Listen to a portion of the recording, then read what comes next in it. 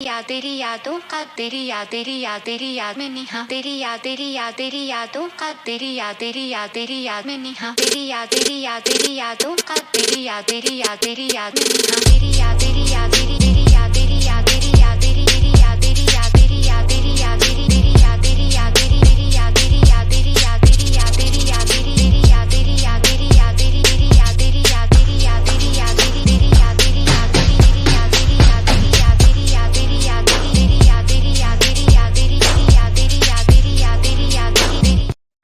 Yo, what up? Welcome to the Hesi podcast. I'm your host, Sterl. Got my dog over here. Big 30 the truth, Russ. You already know what's happening. Russ, what's goody? Man, you already know nothing much. Chilling like a villain, ready to talk these spizats. Hey, we got jam-packed show, man. We're gonna be talking about some shit tonight. King Luka. We're gonna talk about King Luka. Yeah. 73. Chet versus Wemby. Rookie of the Year debate. We're gonna talk about their accolades so far on the season. We'll talk about Sherron Moore taking over Michigan and the exodus at different coachings on the coaching staff there in Michigan. Someone had a thought that might happen. But the players are staying, but the coaches are leaving. So there's that. Kayshon Boutee, bets on himself. Like he really he took that to another level. We're going to talk about him tonight. Conference playoffs reaction. My displeasure with Lamar and letting the Chiefs off the hook. And then we'll talk about Super Bowl. But there was one thing it's not on the list. There's one thing I want to talk to you about. So I want your raw reaction. Are you ready for this? Yes. And then you're gonna do your portion right after this. You got it for actually it's wrapped into what you just talked about. Okay. Okay. So we could because Booty, you was out of bounds, man. So it's wrapped up into the dumb shit that he did. Caitlin Clark. Okay. Did you see her running off the court and get mauled by a fan of another team? It wasn't just a flop. It was a capital flop. It was a LeBron-sized flop. It was the flop of flop. And I wanted your opinion on it because it was you lost, and what do you think about that? So literally, when I saw it, I looked and I said, "Bitch flopping." So pardon my language, but yes, I was like, "Man, she looked like one of the memes of the dude shoot somebody with the sniper rifle." She tried to make one of them happen, flailing her arms, hitting the ground, and then to be carried off. See, I don't want to go in on it too hard, but I do, because to be carried off, get your ass up and walk off the court. Like, why you got two people carrying you by your shoulders like you the dead soldier in the movie or something to be praised? Get your ass off the court. You lost. Tired of all that crying shit. You lost. Get off. There's another game to be played. It's a problem. I think it's a problem. There's one thing about gamesmanship, right? But that's not gamesmanship. No, but she knows she can shoot and she's nice or whatever, but she knows what she's doing. She's prepping up because she knows she's gonna have moments where she needs calls and she needs things to go away. So she wants the world. Hell, the world already feels sorry for her because the world already feels almost. The world already go ahead and say it. No, I'm not because they'll get labeled a racist. But the world has already talked about how they were trying to make her co-MVP and shit. Now, I think you should go ahead and say it. Go ahead and say it. This is the context where it needs to be said. Come on. She is not first of all, why are you holding back of all people I know? Because I mean, y'all, this nigga stuttering. Fuck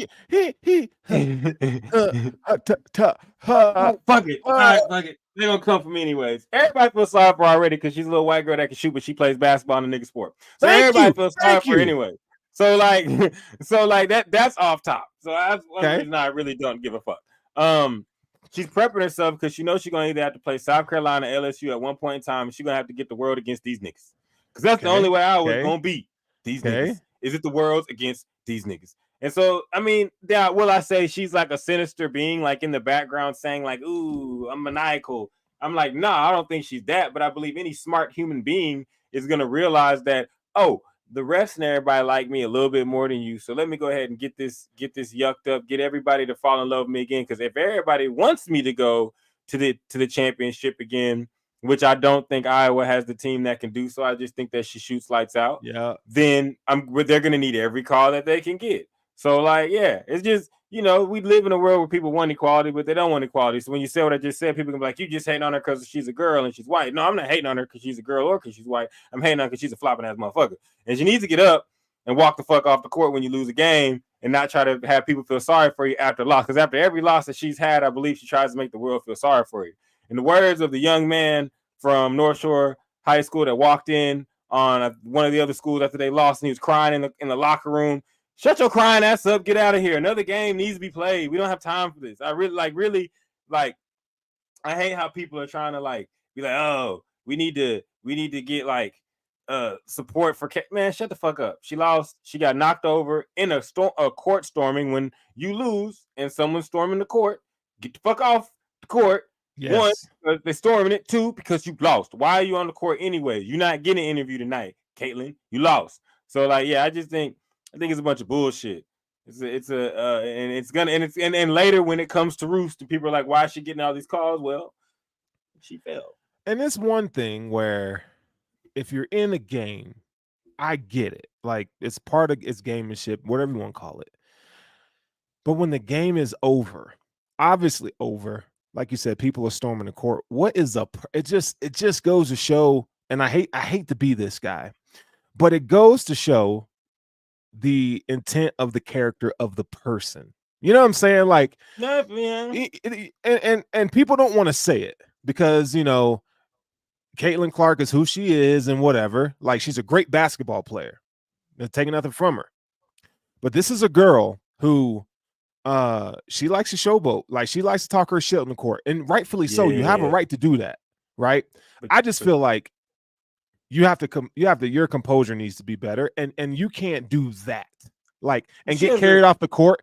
Come on, bro. Like, she has that. She one of them type of people that would like get shook and fall and grab her hamstring, like pulled something. Like, you know what I'm saying? Like nothing bad can happen. It's just there's those type of athletes. You know what I'm saying? Like, and for her, that's probably why they're not gonna win the national championship. But she can play though. But all that trying extra stuff, it doesn't really work, and especially in women's basketball. Yeah, women's basketball, except for the South Carolina game with the foul on Reese, they normally let them like maul each other and play physical. So, I just think it's posturing. You know what I'm saying? But any competitor that's worth their weight in salt is going to posture. Okay. Would you do that coming off the court? Not in the same way. No.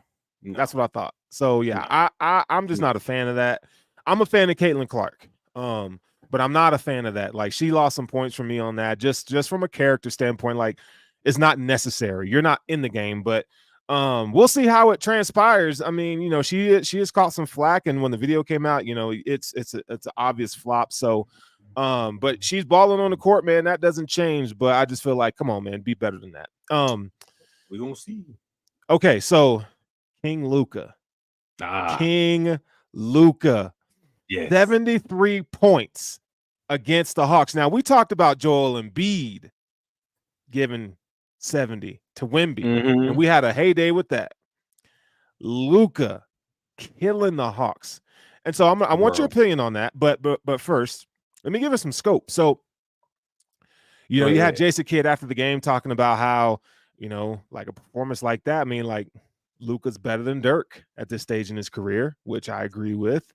And then, just hold on, because the great thing about this, we're both Mavs fans, so like, Dirk's our guy. Like, overall, Dirk is our motherfucking nigga. Dirk is our guy, right? But Luka is too. And Luka, what Luka's doing, he's carrying them boys on the court this year, man. But it's not just the game itself, but it's against Trae Young. Trae Young was the guy who, Mavs fan, we thought we were gonna get.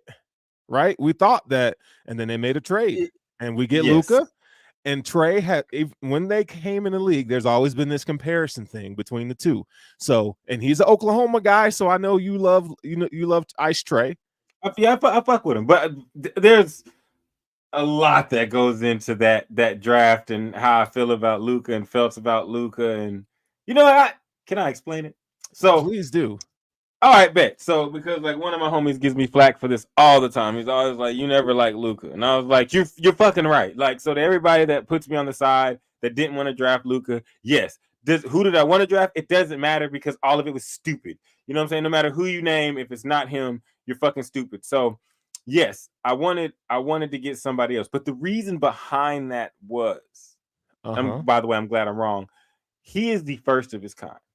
Like, he is literally the first of his kind as far as name me another European player straight out the Euros that got drafted in the top 5 that became what he was supposed to become.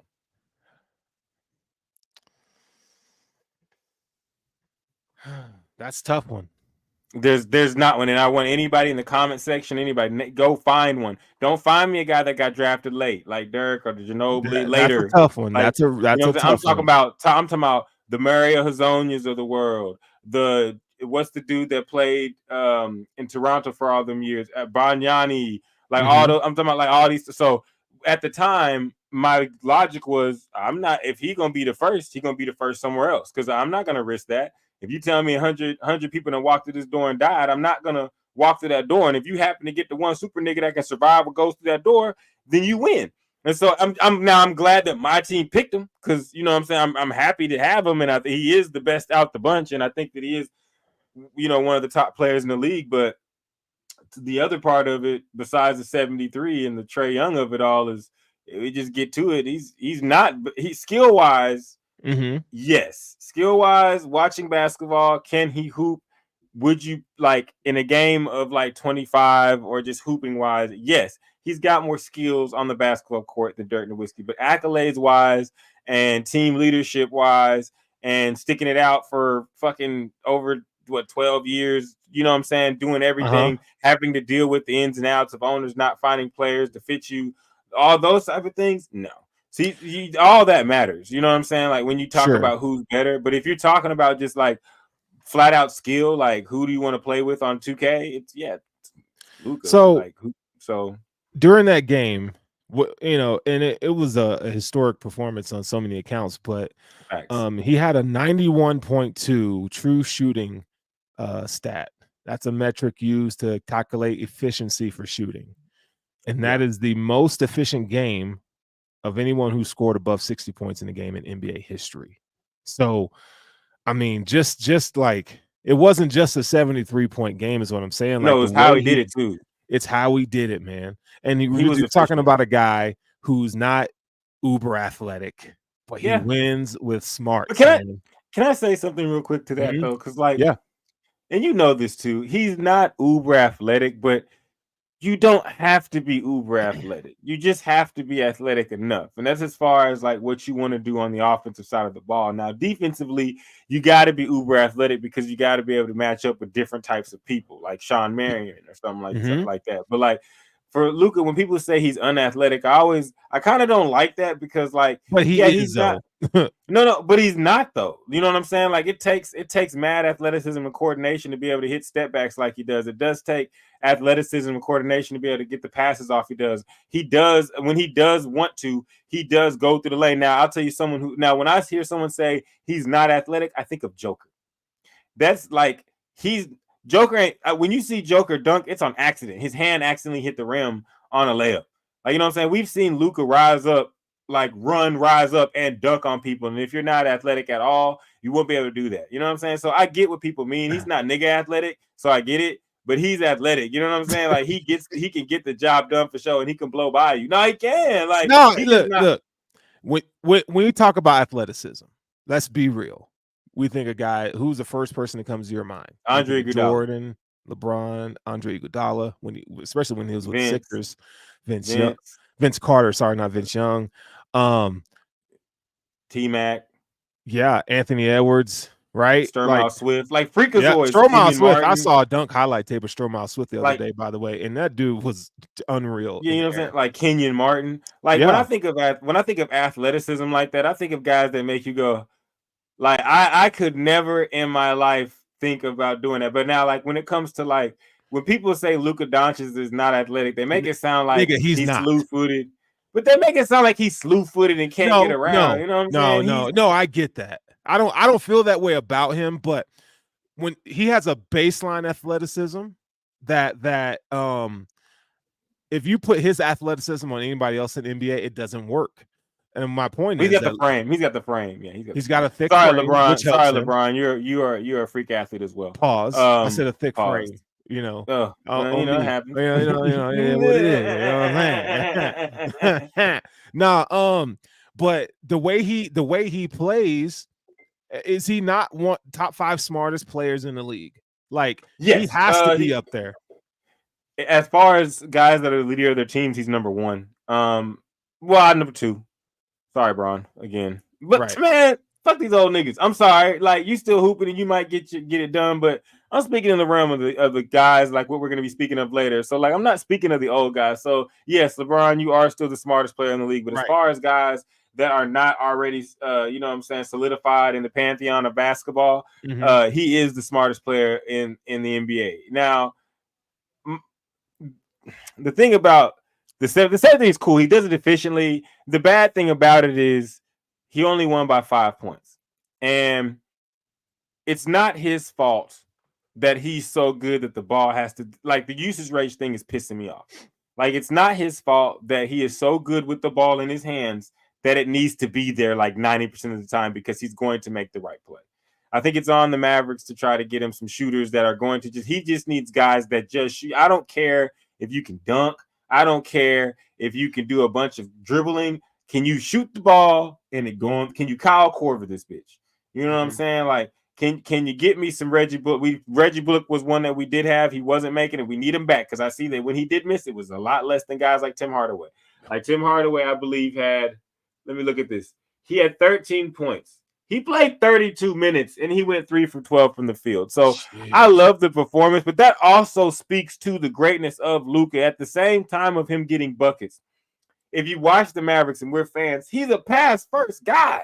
Like, he just can score and he wants to. He's like the first superstar that really grasped. And I don't like that. Again, like, nigga, you a scorer. Just go score. You know what I'm saying? Like, that's what Kyrie's for. You know what I'm saying? Kyrie is the one that you bring in to really run an offense and so forth. Now they're using Kyrie in a 2-guard position, which is totally fine. Like, if it works, like, I totally get that. They do. Whenever they play together, they get their shit off. Now we could Tim Hardaway again. Stop shooting the fucking ball because those shots need to go. And he's a Michigan alum, and that nigga trash, bro. I just don't like the way he plays. You know what I'm saying? He's not fit. You know what I said? I said he, like, we could call him trash and blah blah blah, but really he's not built for what we're going to need when we're fully healthy. Because his play style, the fact that he needs to get a volume number of shots up in order to even get hot, if he does. You know what I'm saying? The fact that he has to do that takes shots away from someone like Kyrie because Luka's ball dominant, so Luka's going to get his shit off.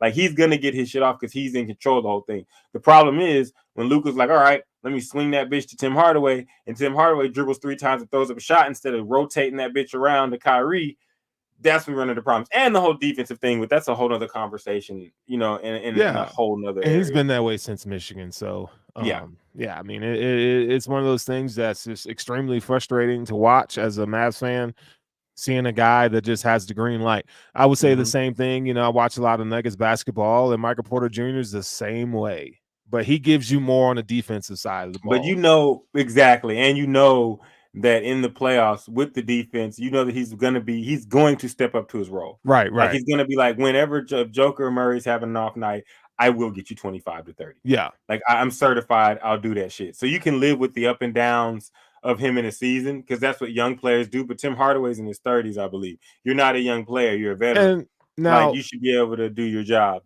Mike Malone says about that, that issue or whatever you want to call it. He says, no, we tell him when you get in the game, your job is to put up shots. So I don't know if Jason Kidd's telling Tim Hardaway when you get in the game to put up shots. I don't know, but I just don't see a fit or a need for him in Dallas. And I think that's why you have to remove him, because I think another thing is people want Jason Kidd gone and everything. I don't think you want Jason Kidd gone. I think the problem is, and he's saying it without saying, when he says these little quirky things on the mic that people don't get, he's saying, get me some different guys.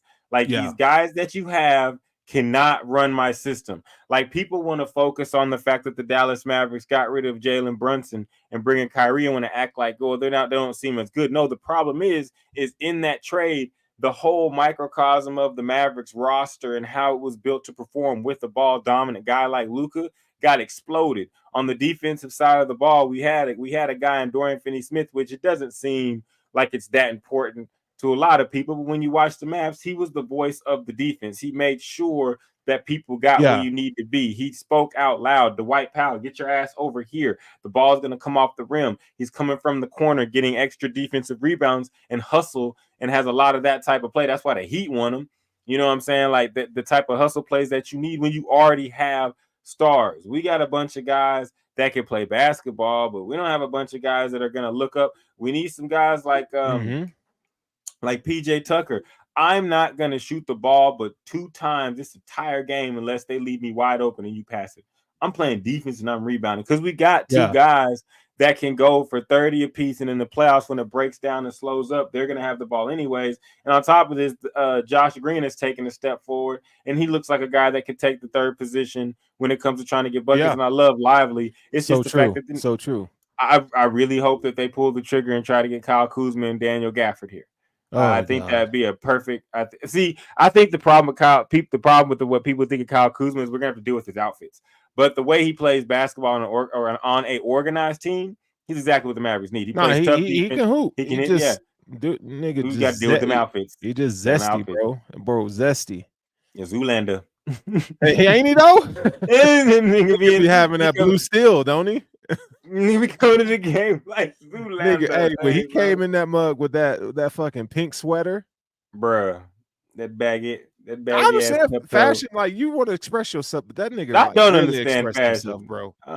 No, I do get it, but I do get it, but it's weird. So it's weird. Some of that stuff is out of control, dog. Like that's weird. It's weird as fuck. He wore a Pepto Bismol pink baggy ass, and then I think he's also worn like the male stripper fishnet shirt. I think he's also he wanted them too, bro. It's just you know what I'm saying. As long as you can play this, but as long as you can play defense, it's embarrassing. It's one of those you want to get your ass back in the house. All right, so and you know, good thing is we are closer into the NBA season. NFL is kind of wrapping up, right? So we're talking more basketball. So if you're basketball heads and you feel what we're talking about, make sure you like, follow, and subscribe to the show. Let's talk about Chet versus Wemby debate. Hit the freaking bell, man. Chet and Wemby. Damn. Oh, that's a tongue twister there, bro.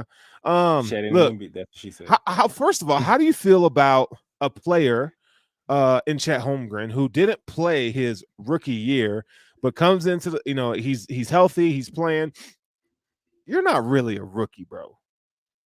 No, you're not. I was the one that pounded my chest about this when Ben Simmons was about to get his rookie of the year, and said that's not fair. You are not a rookie. I mean, I'm sorry for you that you got hurt, and I'm sorry for that.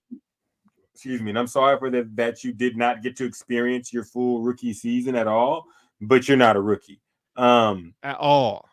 And to those that are like, how could you say that? It's that because a year before Wemby got in the league, he was not getting NBA practicing, NBA training, NBA film study, NBA nutrition. And I'm sure, and I'm making sure I'm saying NBA not professional, because there is a difference. Yeah, he wasn't getting he wasn't getting NBA money. Like Chet Holmgren having a year, that's like getting drafted and having a year to adjust to a whole new lifestyle. You know what I'm saying? Before you even have to, perform. You know what I'm saying? Right, so it even takes, even though it's not something the player would say he wants, it's something that if an injury happens where you're going to be out for the year, but due to like what the doctors tell you that you're going to be back, you know what I'm saying? It's something that a player is going to use to advantage. And shout out to Chet for doing it. You know what I'm saying? But like you said, at the end of the day, we don't believe that he is a rookie, but we still have to Right. choose who the rookie of the year would be, in our opinion. So we're there. You know what I'm saying? So right now on the season, Chet Holmgren's averaging 16.7 points a game. Mm-hmm. He's shooting 53% from the field, 37.4% from three, 7.5 rebounds. I mean, he's getting blocks as well. Like he's having a pretty good season. You know, it's one of those things like, do you feel like he's meeting expectations? Yes. And see, here's what I want to do. And I was watching another shout out to Gilbert Arenas. When people talk about point averages, and I'm 100% in agreement with him. The averages are going to be used for awards and stuff. But when we're making comparison, use total points. You know what I'm saying? Because there's games people don't play. There's people that have like really, really good games and they have off games. But when you have the total amount of points, we can judge their averages on their consistency. That's what I use averages for, basically, in my mind, is how consistently can you get the buckets. But the reason why I said it is because Victor Wembanyama has 843 points. Chet has 785. It's a little bit different than 16 to 20 when I look at it. You know what I'm saying? That Chet's still putting up a lot of buckets. That's just to say that Chet's putting up a lot of buckets. Now, I have to go with Victor, though. I have to. And now, in the beginning of the season, I was different. I had Chet, but when it comes to the fact that he's included, and there's nothing we can do about it, so I'm not gonna continuously beat that horn. Well, I am, but I'm not gonna keep going. He's not. Well, let me read the stats then. If you're gonna go Wemby, let's give the listeners what he's been doing on the court. He's got 28.6 minutes a game. I think it's pretty good for a rookie. 20.6 points per game. He's shooting 46% from the field goal percentage. He's got about 29.9 3-point percentage, 10 rebounds. I mean, he's got 3.1 blocks per game and 1 steal. So he's he's a stat sheet stuffer, right? Like he's doing his thing. Yeah. 3 assists per game. Yeah. Now, okay, but here's some context here. Chet Holmgren plays with a more complete team, right? He plays with one of the best scorers in the league who doesn't get enough credit, and Shai Gilgeous-Alexander. And they have a better overall roster, whereas Wemby plays with not much at all. So does that change your opinion on who you think is having a better season? That's partly why I side with Wemby, and then the whole fact of some of these niggas on Wemby's team don't even give him the ball. Shohan, or whatever your name is, the kid with the dyed hair who be jumping for lobs when Wemby's going for shit. You not getting the ball, Ricky Davis. Like, this is not your show. This is not going down for you. The new kid has come. What did T.I. say? Did you just call that man Ricky Davis? Yeah, because Ricky Davis hating on Braun. I mean, the other ones were too, but Ricky Davis famously was like, yeah, they brought that young nigga in to help me. No, they didn't. We saw Porzingis have to get shipped out of Dallas because they was like, you think you better than Luka? I should be the number one option. Bye, nigga. Like you gotta have reality in this motherfucker. So like, I think that, on top of the fact that, again, it means a lot to me when you're a European player and you pick high and you actually pan out, because we have seen a lot of them fall flat. This is changing, and the fact that it means more, man. Like, when you're carrying, this is not a Carmelo Anthony, LeBron James type thing. One, they were both rookies. Two, both those teams were trash. And we argued because Melo should have won it because he took his team to the playoffs. Bron won it because Bron won it because he went hard. Like Bron was doing him dirty though. No, Bron was balling, but that rookie season for Melo let niggas know, like, Melo he should have won that. That should have been his. But be that as it may, this is not the same. One guy was hurt. The other guys got training, and his stats are still better across the board.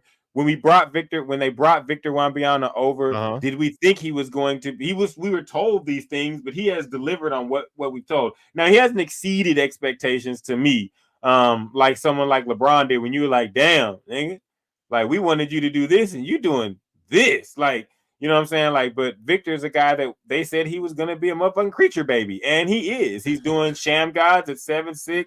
Hey, that was impressive. The sham god was extremely impressive. Bro, when he gets the ball and faces up and jabs and dribbles around somebody, it is impressive. When he gets it on a fast break and does his thing, it's the only thing that's not impressive is that basic ass Slender Man dunk that people be getting live for. Like my nigga 7'6", he's got like a 10-foot wingspan. Like it's a if you've ever played basketball on a little goal, if you put your goal all the way down to 7 feet, that's what it's like for playing for Victor. A Slender Man dunk. Yeah, bro. He did this stretchy ass arm dunk, and everybody screamed, and I was like, that was a basic ass dunk. He just tall as fuck and like was able to walk that fast without falling over. Wemby's decent at best right now. I know you're a rookie, but I'm here a lot. No. He's decent. He's dope, but no. Like when he's that's why. Thank you. Shout out to Bradshaw hitting us up. Much love on me. No, but that's why I give him the credit because he doesn't. If Victor had a Shea on his team, if he had a Shai Gilgeous-Alexander on his team that could work like that, this shit would be outrageous because he'd be able to free flow throughout the game. The nigga might be averaging 30 if he had a guy like that on his team. So, we're hoping that with these losses, the Spurs are able to, pick up some talent like that. But I don't think anybody could take it from Wemby. And then on top of this, along with the fact that he's getting the points, he's carrying the team, he's got the blocks, we want him to block, he's more popular. And the NBA, your votes in the NBA are 85% performance and 15% popularity. Right. So, and it might be 80-20, and you got to be a popular motherfucker to get the votes in the NBA. That's just how it goes. You could average 30 and be boring, and they will not give a fuck about you. If you average 30, you better scream, I hate you, nigga, every time you shoot or something crazy. No, like literally, peep this. J.R. Smith is one of my favorite players ever, right? Yeah. Right? He is not like just over the top one of the best players. He was exuberant. He was super popular, and he made explosive plays. He was extremely gifted offensively. No, he was. But I'm saying if we were to go through a list, if we were doing those things where that guy has like the random NBA players like pop up and it says who was a guy better than J.R. Smith, like it wouldn't take us that long to find an overall better basketball player. Now, would I say like my opinion? Nah, J.R. King, nigga, is this your king? Yes, and he will dunk on you and he will wave at you and do crazy shit like guitars, and we will love it to the end of all times. But as far as his basketball goes, he's just. Yeah, it's just one of those situations. So I'm gonna go Wemby with you. I just think if you are a player who's been in the league and had NBA nutrition, NBA access to workouts and shoot arounds and practices, like and film study, you're not a rookie. You're not a rookie. So I'm gonna give that to Wemby. Wemby, I think both players are great. They're gonna be great players. But Wemby does it for me. I would say for Chet, he should win Comeback Player of the Year. That's totally fair. Unless I'm mistaken, is there someone else? Ooh, when we get to football, I gotta ask you a question because it's your team. Speaking of Comeback Players of the Year, but I think Chet should win that. I don't know if there's another person, which I feel bad if there is, that's coming back from injury that we could put in that category. But I for sure would let Chet have that because to be hurt like that, not come in and actually show that I did put in the work and I did do my job. Like, you deserve it. Okay. All right. I don't even know who Devin Vassell is. I do, but most people see that and say, I don't even know who Devin Vassell is. And that is another reason why Victor Wembanyama should get the Rookie of the Year because he's playing with niggas that only people that live in Texas know who they are. Yeah. Like straight up. In sad news for me, well, not necessarily sad, but it's sad that Jim Harbaugh is no longer the coach for the Michigan Wolverines. He took the LA Chargers gig. But what he did do is name his predecessor in Sherron Moore. You should know who Sherron Moore is because he played ball at Oklahoma. However, there's this I think the Michigan fan base is excited for Sherron Moore. I think, like he's the first black head coach at the University of Michigan. He's the 21st head coach at the University of Michigan, and this is the first African American coach. So I am like pumped. what he did when Harbaugh was out for the 3 weeks, taking over the team and winning those 3 games. I mean, like, he's a 2-time Joe Moore Award winner. He's great offensive coordinator. Like, this guy has taken so many roles at Michigan in his coaching career, and he's shined at every single one of them. Now, he's got a tall task ahead of him, coaching the Wolverines moving forward, coming off a national title bid. Coming off a natty. One of the things that, if you were to ask a Michigan fan, like some things that he had to have, you would say Jesse Minter, the best defensive coordinator in college football, if you ask me. Yeah. And Ben Herbert, who is the strength coach, but again, he was touted as the best in the country. They paid him $1 million a season because he was that good, and he helped change the culture. He's that good. Well, Jim Harbaugh built and designed the culture at Michigan, and he said, you know what? I'm taking my guys with me. So what does he do? He names Jesse Minter defensive coordinator, and he takes Ben Herbert this week. It just popped on Twitter. Ben Herbert's leaving the program to go join Jim in LA, and Michigan fans were like, damn. This is a guy who's very instrumental. You and I talk about like how Michigan has done a really good job of developing players, taking 3- and 4-star guys and getting them to the NFL. Ben Herbert leaving changes the game on that a little bit. It's just his influence in that program cannot be understated. So it's a sad day in one regard, but this is the dawn of another. I just hope that Sherron can get the people that he needs and the resources he needs, because Michigan is already behind the 8 ball in terms of NIL and collectives. Because they I don't know, it's like the academia doesn't necessarily and the sports department doesn't see the same, that they don't see things the same way.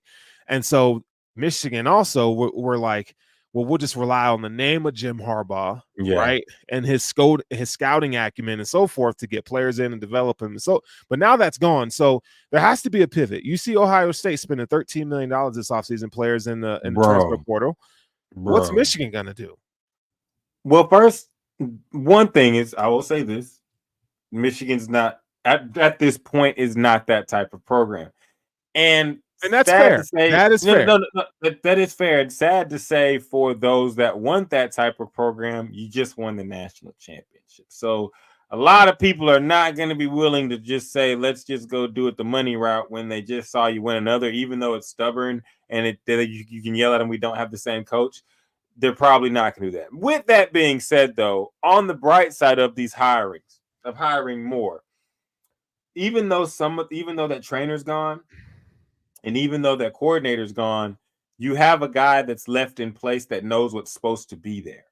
So, and that's why you pick him and not go get some other more popular name. You know what I'm saying? Like, you got him because of what you just said about Michigan and what Harbaugh has done at Michigan. You went and hired him because you can say, at least you know what we're looking for. You've been in all the back. You've been everywhere. You've seen all of this. So you at least know, okay, when we replace our strengthening coach, this is the type of guy I need to get. And maybe there's a guy like the one you let go in Michigan and we don't know about. You know what I'm saying? And then the defensive coordinator. Now that's something that, again, you got to trust more to be like, I know exactly what everybody was doing. So this is what we need to get. You know what I'm saying? This is what we need to find, and this is the guy I need. So I think this is going to be one of those things that you're going to have to see pan out, because Michigan didn't make the wrong moves.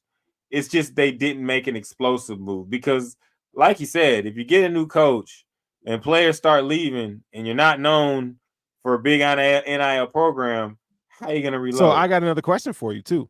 Yeah. So there's a lot of talk about, you have to keep the culture.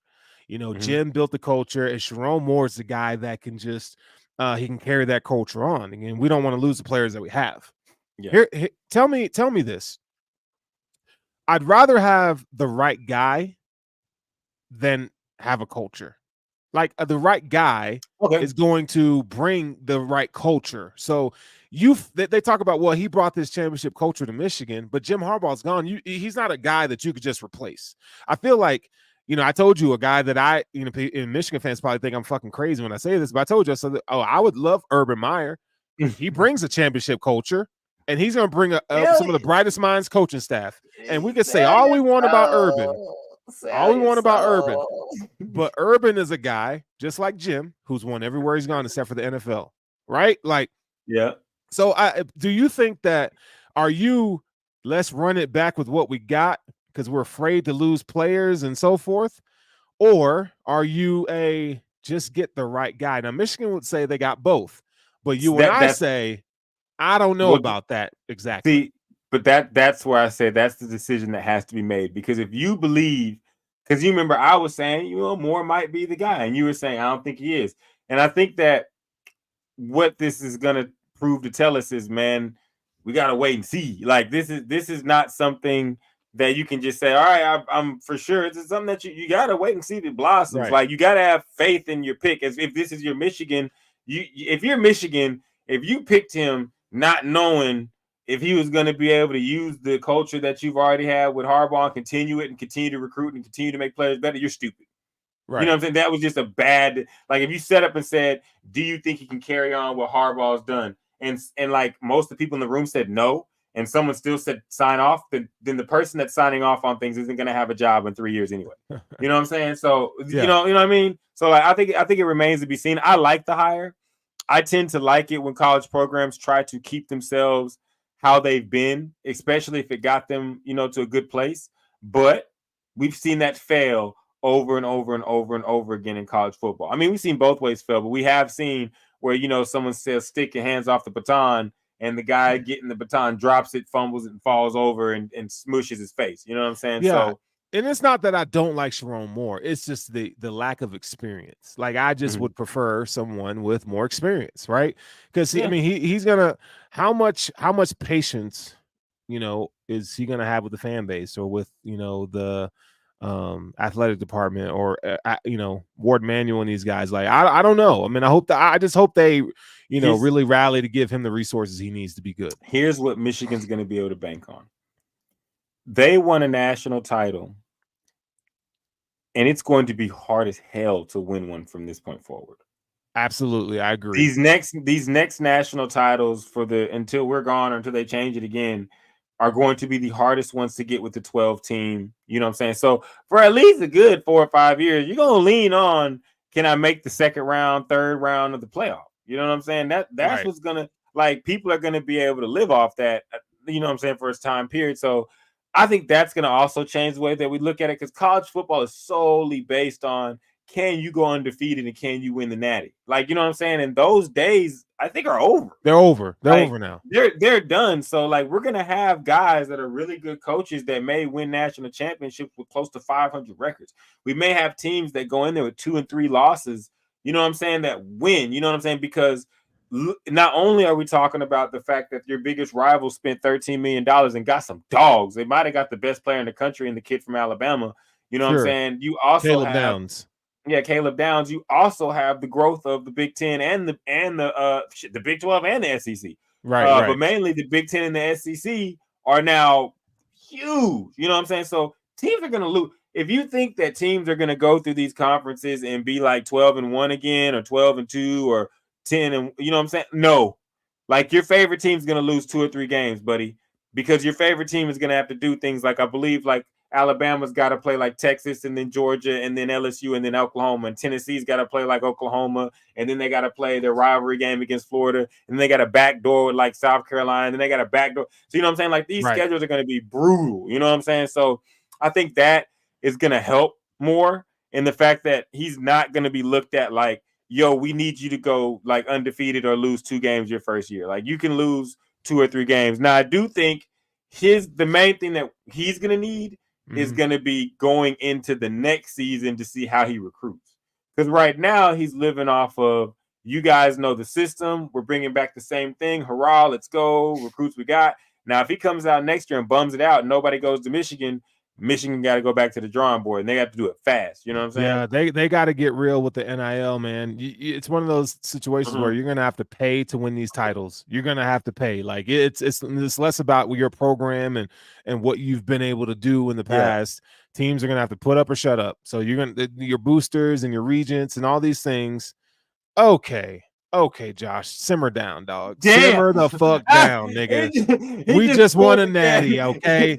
Okay. Who's your college team, Josh? He's a UT man. Oh, get the fuck out of here. He likes get the fuck out of here with that Texas shit. Man, this nigga could have came in here and said, I'm Georgia, motherfucking Alabama.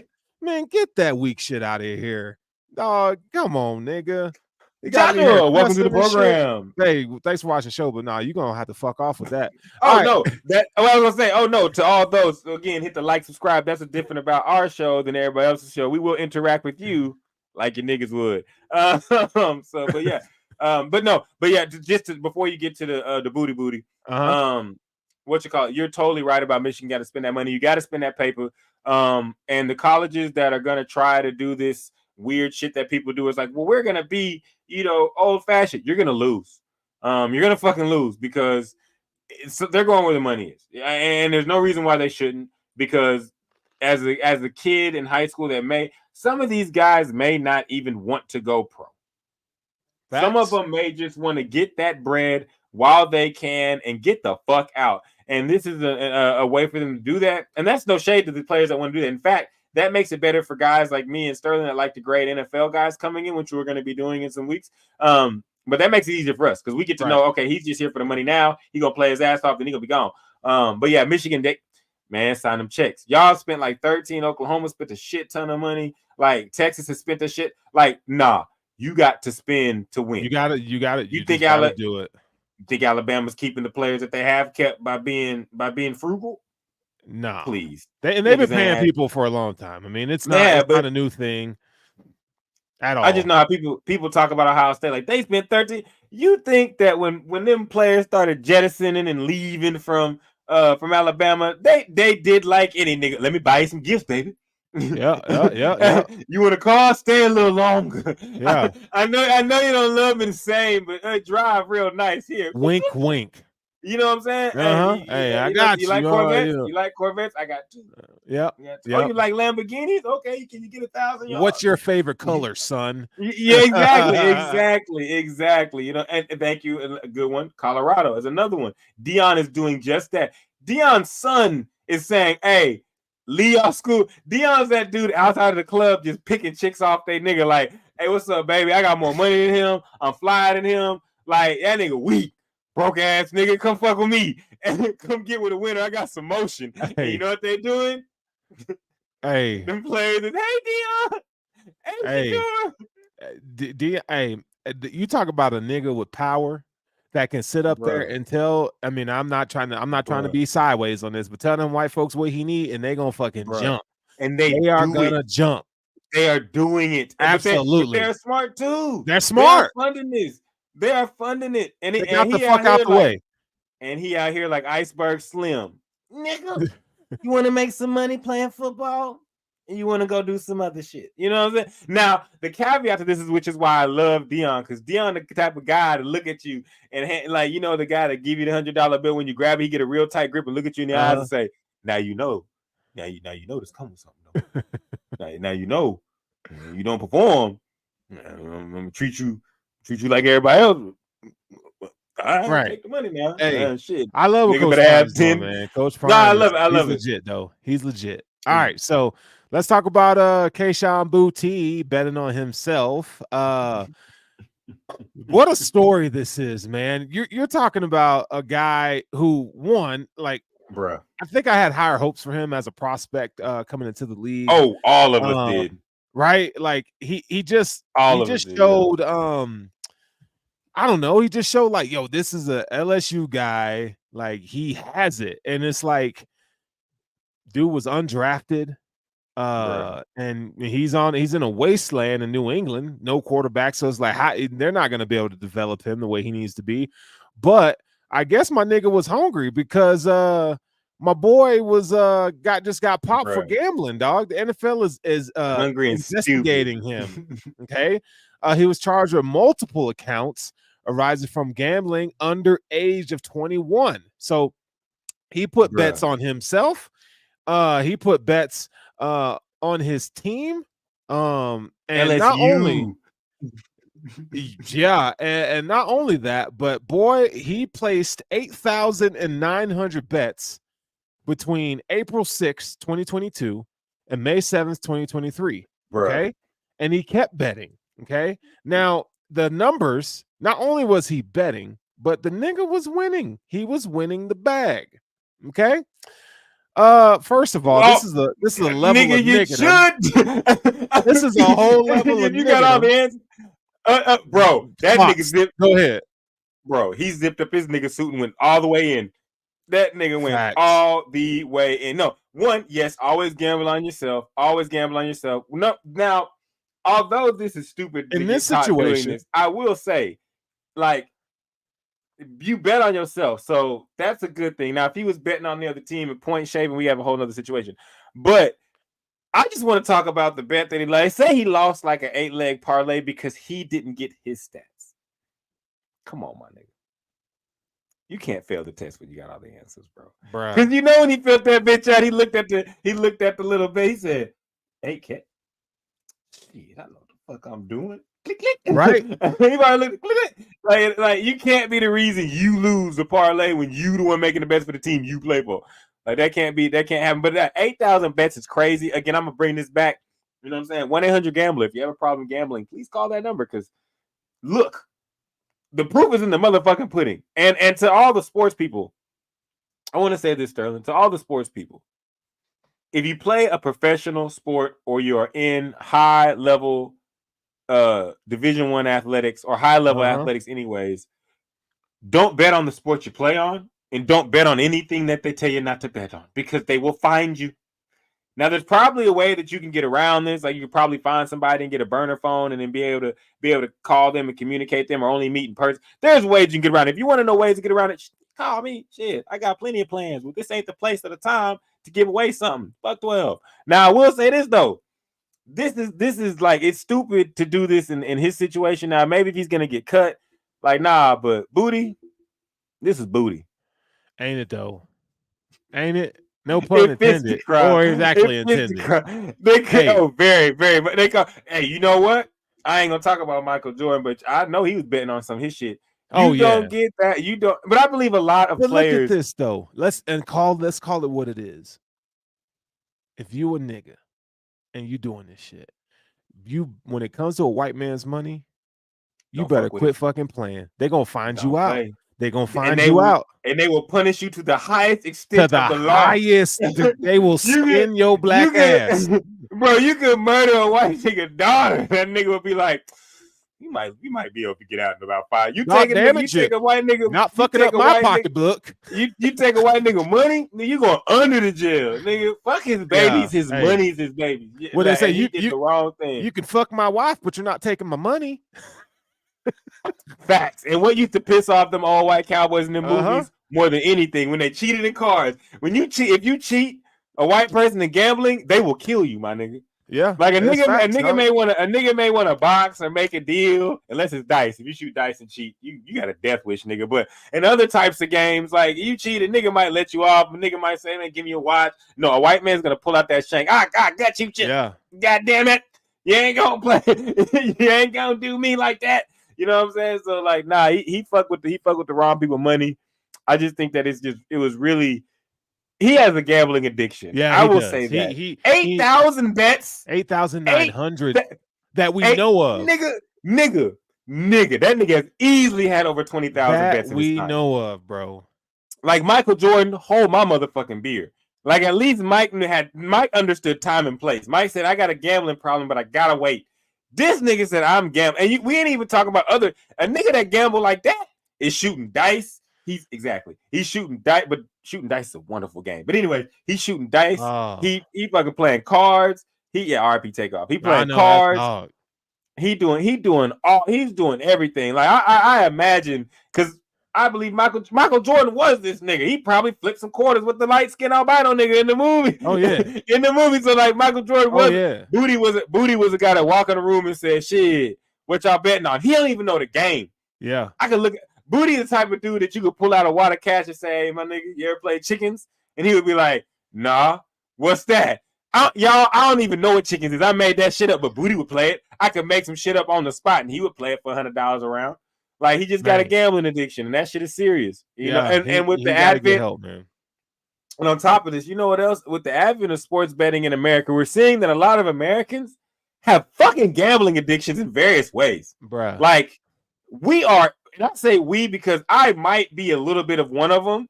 I saw a nigga say he watching Euro basketball today. My nigga.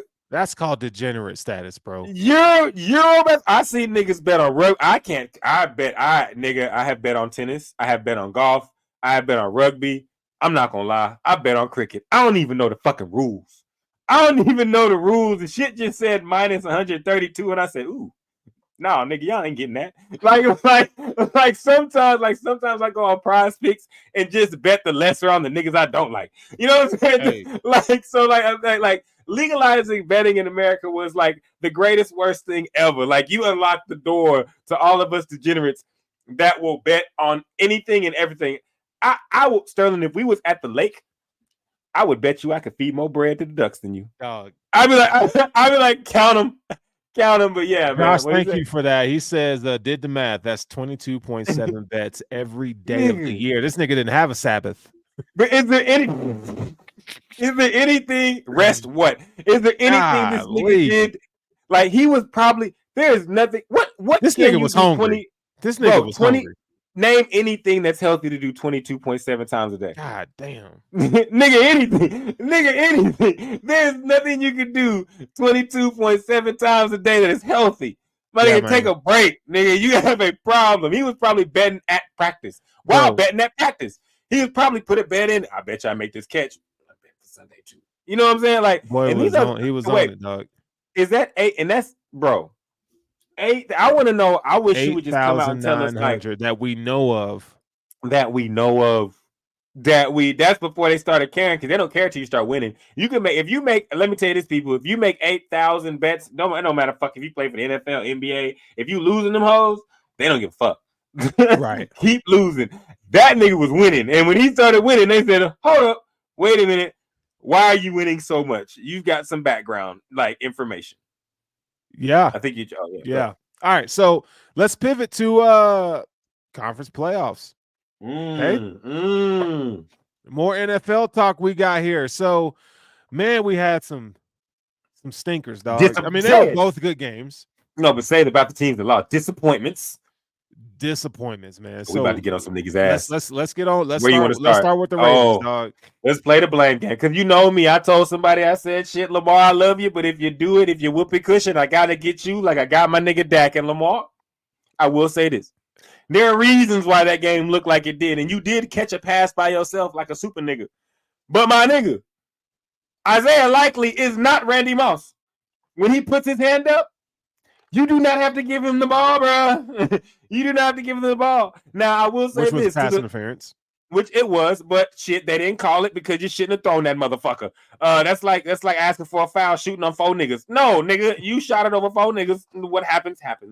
And like to Zay Flowers, I know you fucked it up because that would have changed momentum. But to be the star of your team and to see the offensive game plan, it's one thing to see that offensive game plan and say, I'm fucking with it. And then to go in the game and at halftime say, scrap that shit, a la what you did against the Texans.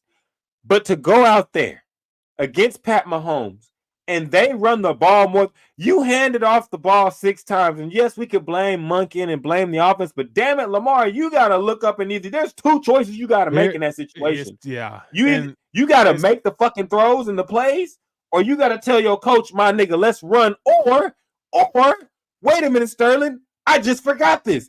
Maybe you should take off like Lamar Jackson. What the fuck are we doing? Well, like, he did that in the first quarter. Nigga, it's 4 of them. That was it. That was it. 4 of them. So I do. Go ahead. No, man, I just think that, like, you know, I think America needed Lamar Jackson to ball out and do his thing. And, you know, it didn't happen. And you know, one of the things that really sticks out to me is that Lamar Jackson is 0-4, okay, in playoff games where he has their season low of point total. They only scored 10 points this game. The last time they were in the playoffs, they lost to the Bengals, and he didn't play, right? I don't think he played in that game. No, it was Tyler Huntley. Yeah. And the Bengals beat him. And then the Bills, the season before that, the Bills beat him. They only scored 3 points. Like Lamar Jackson, as great as he is, he's got to show up in these kind of games. As much shit as you want to give Josh Allen, Dak Prescott threw 400 yards in the playoffs. I'm not giving him that. No, but in the playoffs, I feel you. When Dak's in the playoffs, he's not the reason they lose. Yeah, okay. He plays to his potential. Now he may have some mistakes. Okay, Josh Allen for sure. Yeah, I was gonna say, as we make this talk, they all the same. Goddamn it! Like don't do that. No. Okay, at least Dak Jackson is a real thing. Dak Jackson is a real thing because the type of falling. No, I can and I have to, bro. Like, it's one thing to lose. Josh Allen loses. Nigga, y'all fall on y'all's face. Like, it is one thing to just lose, but it is a whole nother thing to fully fucking to look like you don't belong. That's the problem. And the definition of choking is looking exactly the opposite of what you've looked like the entire. And the Texans didn't do that. They got beat by a better team. Like, they still fought. Like, no, when that game started, nobody in the they were outmatched. No, and they still hung in there. Exactly. The Texans get all the respect. What the Ravens offense did, no shade to their defense, because damn it, them boys are some dogs. And to go out there in the second half and do what they did and give Lamar Jackson a chance after chance after chance to keep this game. Like, I have no shade to them. Things happen in the game and plays are made, but no shade to them. Only people that was getting motion on them was really Travis Kelce. You know what I'm saying? And the violence between the man that runs like he has something against the roots of the ground and Pacheco and them linebackers was a thing of football beauty. Like, that was for those who were like, that's rough. That's football. The way that he was hitting the hole and they was hitting him and it was going back and forth. That's fucking football. The way that offensive line was driving people into the ground, that was fucking football. The only thing I am disappointed in is the fact that the Ravens have played one way. That wasn't the Ravens went out there and tried to play like, I don't know, like, that wasn't the Ravens, but they went out there and tried to throw the ball around the yard, and it's a classic mistake I think a lot of coaches make when they try to outsmart their opponent to the point where they overdo it and they cook themselves in the process. So moving forward, you're right. Like, Lamar has to play better. He had weapons this year. I think he had everything. He had everything. They had a like, come on, dog. Like, you got to do better. At least put up a game where you lose a close one. You know, I feel like even though this game wasn't close, it wasn't close, man. It literally was like one of the movie fights where someone's on the ground just fighting not to get choked out. Yeah, it wasn't to the end, you know. And the reason being is because the two main factors to me is, well, three. Zay Flowers, come on, dog. Like, I know you're a rookie. Idiot, stupid penalty. But no fucking excuses, bro. Like, no. I won't, like, and I hate that people, he's a rookie or he shouldn't have I agree. Travis Kelce gets away with talking a lot of shit. I agree. But you know this. Yeah. Like, you know this. When the game is starting and going, and I hate how like football players are the only athletes that get this pass to blackout. Like, oh man, he lost his pass. No, nigga, get your shit on straight. Like, you just cut up off of fucking 50 yards, my nigga. Like, if he's holding your leg down, fuck it, nigga. You got the leg, I got the yards, and we about to get a touchdown. It's about to be 14-17, and you not finna win this game because this crowd will go crazy and our defense is stopping you. But instead, you get a penalty, it sends you back, and then you get here's what really, and I think Zay Flowers is gonna be a perennial all-pro. He gets the ball again, and he does football wide receiver or football open field playmaker sin, especially in the NFL. Don't try to do too much. Don't try to do. If you are able to run that long and dive, please believe, my nigga, someone is coming to punch that hoe because they're late.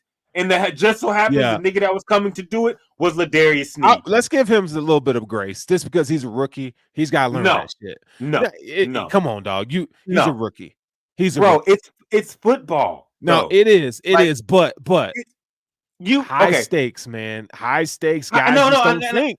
They just don't think sometimes. And I am one to say, because I am from the school of Jimmy Johnson. Nigga, think or there's the bus. Like, because not thinking loses you games. Yeah, it does. There's no reason why, if everybody's sitting there telling you to play the game properly, why you should get penalties.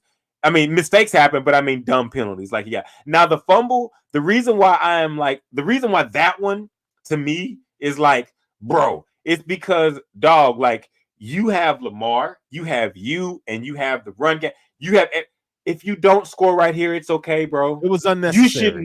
You should know this. If the game in the moment is too big, you don't think, but you do. Like, there's times, and you see in pro basketball games, you don't think, oh yeah, man, what wasn't his fault? The fucking fumble. The fucking fumble did that. Yes, it was his fault. Was his fault. The penalty, that was his fault as well. Like everything was his fault on both of these. He fucked up. Like, accountability matters, and of all people, but yeah, I know this man, Sterling. He is Mr. Accountability Matters. Everything is your fault. So to see him give him grace is amazing. Everybody grows, but no. Okay, so I love that. I love that the audience said that, and I love that you said that, bro. The fumble was more of a play made, but you can't give them the chance to make that play right there. You have to know that you're playing the Chiefs. You're in the AFC Championship game. You've got to think. You got to think. Like, your mindset got to be, would I let him dive into? Did he not watch the Bills and the Chiefs the week before, Mecole Hardman? Like, those are things where those should be teaching moments where veterans to say, hey, bro, like, hey, we got to protect the football. And I get that he's trying to make a play, but again. And on top of this, Sterling, you'll agree with this. And I agree with momentum. You know what I'm saying? You're right. We're not saying that the play is just a fuck up by him as far as like the defense didn't do anything. We're saying that don't give the defense a chance to do anything where you could fall on the three. You could have prevented that. Yeah, you could have wrapped up. You could try to truck anything but extend. Rule number 1 in the NFL, they tell you, don't extend that bitch. Like, they tell all the players, do not extend that ball, because if you do, it will be punched out. These are grown-ass men. So if you do extend the ball, you better get it across the plane. And that's why in the NFL, you don't see a lot of diving. You don't see a lot of ball extensions, because when players do that, like you said, you saw the week before, it got poked out. Like, if you put the ball forward in the NFL, they are going to bat it out of your hands. We're all grown men. If someone puts a ball out in front of you, you can smack it out their hand. We've all played that game. Smack the ball out their hand. You're not letting anybody just hold, you know what I'm saying? I was cracking. You're not letting anybody just hold the ball like that. So I think now the game is not total his fault. I just think we believe in momentum, and that is a momentum crusher. When that touchdown would have changed the whole course of that. No, it would have. You got to help your quarterback out. All right, so before we get to the Super Bowl prediction, let's hit on this real quick because we're almost out of time. For sure. San Francisco, Detroit. Okay, like Detroit, they choke. You talk about a choke job. They had that game. They had the game. And you piss down your leg. I mean, is everything. Jamison Williams had the game of his life, right? Bro, this is why you draft Amon-Ra St. Brown was cooking. Josh Reynolds was shit. But all the rest of them niggas they were balling. The defense, man, and you go up 17 at halftime, bro, and they fucking believe the hype too much, thinking that. First of all, you have to realize that San Francisco they have the most explosive plays of any team in the NFL this season. True. This is what they do. Now, there's a lot to be said for their head coach, Dan Campbell. He was aggressive, and I appreciate the aggressiveness to an extent. I don't, but he put his team in some real tough spots. It's one thing if you're aggressive and you have Patrick Mahomes, you have Josh Allen, Joe Burrow, guys like that. But when you have Jared fucking Goff, that's not the time to be aggressive, bro. I'm not hating on Jared Goff because Reynolds is the guy that dropped the pass. Jared Goff, I'm actually gonna say Jared Goff, I fuck with you. You did your thing. I'm just sitting here saying, no, that goes on Dan, bro. Like that, there are plays, Gibbs, you don't fumble, and bro, you can kick the ball to go 3 scores. What are you doing? Like, what are you doing? Like that, like I have a saying that I tell people all the time. I have a saying, like, I tell people all the time, because a lot of people like to say colloquialism, like let your nuts hang, stick your chest out. When you let your nuts hang, they get clipped, and when you stick your chest out too many times, you get shot. It's gonna cost you. And that, like, so the people saying, well, that's how they played all year. It's the regular season. Duh. That's when you work kinks out. Like, when you're up and you have a chance to go up more, you don't take a risk. Like, there's no reason. Like, I can understand that. I can literally understand if the game is tied and you're going for it. You know what I'm saying? Like, I can understand that more than I can understand being up. Once you're up in the football game, as much as they work, you got to do everything you just can. Keep kicking field goals. If your kicker ends up with basketball numbers and they're like, damn, that nigga had like 3, 4, 5 threes. Like, yes, we will do that. Like, that is and I hate how people are like, well, he's aggressive and that's how they play it. Fuck that. This is professional sports. This is not the highest level. This is where those mistakes are for college teams and high school teams. Nigga, you're supposed to know what to do. You're supposed to look at that and say, I know that normally, and I have a thing I'm going to say about analytics too, because people, what about the analytics? I know that normally I would go for it because that's the shit I do, but now I'm not going to do it because it's fucking dumb and I want to win. It is dumb.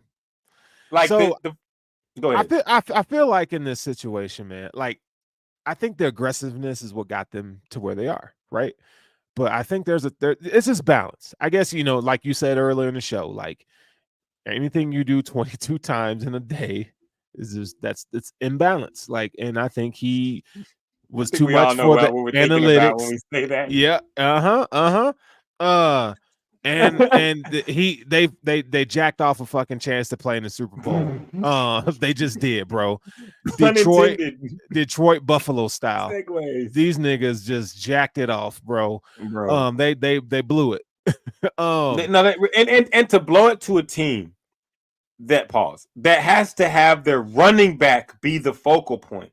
Oh man, they got a deep pass because the pass happened to bounce off your cornerback's face. off your quarterback's face. I mean, cornerback's face. At that point, bro, we gotta tone it back. Bro, we gotta just do what we gotta do. Just exactly when they came out in that first drive and came out with hellfire and they're on and bro, we kicking field goals and we getting the fuck out of San Fran. Like, there is nothing into and when it comes to real sport, if you in the wreck and the game is 13-12, shoot the 3 from half court. I don't give a fuck. It's pickup. If you in high school, test your skills out unless you're in the playoffs. If you're in professional fucking sports, you do not take those risks. I don't care if you've played like that for the whole year. You don't do that, Dan Campbell, because what you did is you literally cost your team. You can't put your team in positions to lose as a head coach. And not like that. And they had multiple chances, and he kept doing it. And he kept doing it. That's what's crazy to me. That's what makes everybody want to say, God, you can't say, like, people saying get rid of him are stupid. He's a great coach, a culture changer. But someone needs to be paid a lot of money on that sideline to sit Dan and say, Dan, now is not the time, bro. You don't have to measure your dick right now, bro. You don't have to do it. Everybody knows you're packing heat, Paul. Hey, just let's get the dub. There's believing in your guys, right? And then there's like, okay, it's excessive. No, Dan is playing a mind game where he wants the other coach to know, I beat you thoroughly through and fucking through. I didn't even have to kick. I beat you playing football. You know what I'm saying? No way. I'm putting all my trust in Jared Goff. Me and you on the opposite side of this, because I actually believe Jared Goff and Baker Mayfield proved something to us, because both of them were number one pick. Stop. And both of them went further. Jared Goff, listen, you're gonna be the guy that has Jared Goff trotting his ass out there 4th and 2, 4th and 5, and trying to make a play. After what I saw this, go ahead. That's what you want. You want Jared Goff. Now you're asking. Now that's a loaded question, because I want? That's the question I asked you. No, because if I have a choice of anybody else, I'm going to take anybody else, because I have Josh, I have Dak, I have Lamar. I'd rather have Dak in that situation. No, I'm saying if I have Jared Goff and that's the guy that I have in that situation, I'm not worried about it, because he wasn't the one that fucked up on Sunday. Who fucked up? Oh, Reynolds. He had that one drive where he. But I'm hard. That's your job. Okay, what I'm about hard on receivers? And we got Gibbs too. Jared Goff had a pass. Jared Goff had a pass in the end zone. That nigga was wide open. Now you're gonna have bad throws. You're gonna have throws. It ain't gonna be perfect. But kick the field goal. You're just making it worse on Campbell, bro. Because what you're describing is your players went out there and played their ass off, bro, and played a game of football. And mistakes happen in the game of football. Yep, they do. And that's why they have coaches, because you're supposed to be the one to make sure you can say at the end of the game, we had ups, we had downs, but we are here and we won in the end. You know what I'm saying? And it's you not couldn't do that with them. It's the NFC Championship game. That's where it comes in. Like, it's not just but your pot; it's everybody's pot, and you just fucked it up. But I would not put this on Goff. I think Goff. It's Campbell more than anything. It's Campbell, because I think if Campbell doesn't go for it like that, and Goff put the ball on the money to Reynolds, my nigga, catch the damn ball twice. Wide receivers. I don't give a fuck. Catch the ball. Like wide open. Back, it's not like it was a contested catch. Bro, nigga is wide open. In every position in football, and we'll get into this as more as the draft comes, there are things that are anything but that plays, and that is you could do anything but that. But if you do that, I probably don't want to see you here next year a lot. You gotta go. And that is, if you're a quarterback, don't throw the ball to the other team. Go. Protect the program. You gotta go. If you're a running back, do not fumble that bitch. Like, nobody needs a fumble. If you're a running back, don't fucking fumble, bro, because you're gonna get the ball a lot of times. And if you're a wide receiver, if that motherfucker hits your hands and it's not some wild shit, catch the fucking ball, bro. Like, this shit can't happen, bro. I'm sorry. But again, and then again, as a coach, so you don't fucking put him in a position for this shit to happen. You don't put him in a position for this shit to happen, it's not gonna happen. If you look at Jared Goff and say, hey man, I'm using my Dan Campbell voice. Hey man, we did our job, man. We got in field goal range, man. Let's kick this field goal, man, because we're gonna go to the Super Bowl, man. Instead, you grabbed your nutsack and Kyle Shanahan looked at you on the other side like the water boy coach and was like, I got you because I'm looking at a baby, because that's what he did to you. He made you look like a baby coach, bro. That's what he did, bro. Okay, so we're getting out of here, but real quick, who do you have winning the Super Bowl? I'm going to root for the 49ers. I think the Chiefs are going to win. Who you got? Okay, so we're going to document this. What I say last week, as soon as I say some niggas going to win, watch them lose. And what the Ravens do. So again, we're going to see if someone breaks the motherfucking curse, because I do think that this is the year that Kyle Shanahan gets his shit. I think San Francisco, how many shots we betting? Because B-Shaw, I will bring you on this motherfucking show to take your shots. Just to see you do it. But no, we can do 5 shots on the bowl. So, no matter. Okay, so five shots that the 49ers win for you. I think the 49ers gonna win. He's gonna take the Chiefs, and he's gonna do if he loses, he's got to come on here and do 5. Yes, and he will. He's a man of his word. More so than most other people that you. And he's got to drink. He's got to drink when I tell him to. Oh no, he will. He'll take full part. And I need to see the bottle. We need to see the bottle to make sure he didn't put water in that shit. Don't challenge him because he will overdo it. He will be on this bitch wilding. He said, and he knows basketball, so he'll talk some basketball and Rockets with us. So I think he needs 7. How about 7? If we can do 7. I did 7 last time. You did 7 last time. So it's 7. He's like 7 v7. So it's 7. Okay. All right. Now, with that being said, as he knows, every time I do these kind of bets, I fucking lose. So yes, you do. I do, but I love them. It's like trying to dodge bullets. My man's gonna be drinking 7 shots, bro. But no, you know what? I think that the 49ers have a really good chance to win this game, even though that Pat Mahomes is the guy on the other side. I think Christian McCaffrey is actually the MVP of the NFL. He's the guy. And I think he when things got tough against Detroit, he ran through a motherfucker's face a couple times, over and over and over, until he got to his teammates, until it got in their mental that like, bro, like they're gonna have to die for this shit, like, because I'm about to die for this shit. So I just think that, like, and that's a phrase I use for guys in sports. When they look like they die for that shit, it's hard to beat him. And I know that Patty, he'll die for that shit, but Christian is looking for his first. Yeah. Kyle Shanahan is trying to erase 28-3. George Kittle is a dog. We didn't even talk about how he put Aiden Hutchinson in an accordion-style MMA lockup. Get your ass on the ground and stay there. That nigga was saying hi to worms. And Aiden Hutchinson is a dog. But Kittle put him in the dirt. Dick and all. Get in there. Coughing. So I think that this is two teams that really want it. I think Chris Jones versus because he gonna find Trent Williams. Trent Williams gonna find him. Because two monsters like that, someone's gonna find. I think they're gonna put him. I think they're gonna put him.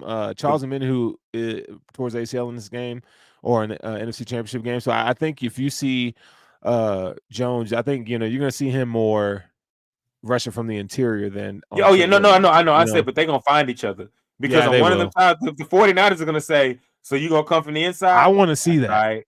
I want to see Trent come. One of them's gonna be the Hulk, and one of them's gonna be Thanos. So someone's getting their ass whooped in that matchup, and we here to see it. But I just think the physicality of the 49ers is going to be able to overtake the Chiefs, a la the team that they played in Detroit. That's how they were able to overtake the Chiefs at the beginning of the season. And I think physicality is going to reign supreme. I don't think that the 49ers are going to do some dumb shit and go out there and run the ball 6 times. This Christian McCaffrey is going to be going for Super Bowl MVP, and not in a selfish way, as in, yo, this is Super Bowl. You are CMC. We are not going to let you go down in history with having 10 carries in Super Bowl. Yeah, we will die with you having 25. We know that he's going to have at least the run game. Yeah, I won't say carries. I won't say carries. He's going to have about 15 to 20 touches, and he's going to have about 5 to 7 receptions. I mean, we know McCaffrey's going to ball out. Shout out. He's a Valor Christian kid right here in Denver, Colorado, right up the street. What was that? This one, I was going to say, not a sleeper, but because of McCaffrey and Purdy, watch out for Debo to win MVP.